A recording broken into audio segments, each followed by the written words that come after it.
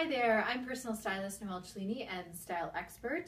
I'm here today because I wanted to share a quick tip that you can use when tying your scarves, and this works for men or women. And this tip is actually something I picked up when I was in France and when I was buying a scarf actually. And when I came back to the States, I was talking with my French friends and they all kind of looked at me like, oh, yeah, we do that all the time. It was something that, you know, they don't even think or know that they do. It's just as, you know, as natural to them as, you know, learning their ABCs growing up.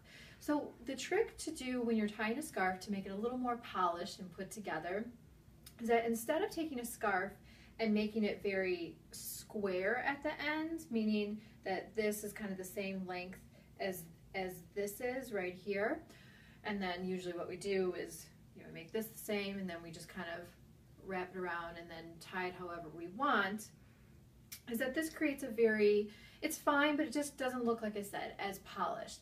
So we're going to change that with the tip from this French woman that pretty much seems like almost all French people seem to know and do automatically. And that is, instead of taking your scarf and making it square or flat at the end, what we're going to do is just take one end of it and then just hold it up that way.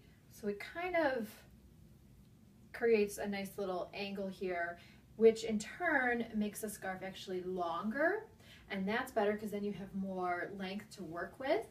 And doing this also creates just a much more, already we can see how it's a little more natural. It's not as like such a hard edge we were talking about before, and will help make your scarf ties. Even if you just leave the ends down like this, it will look a little more polished than that squared off look we had before. So if you're a guy, you know, women, you could do that. For men, most guys I see and recommend for my male clients just kind of take it and do the European knot, as most people call it, which means just hold the scarf in the middle at the top.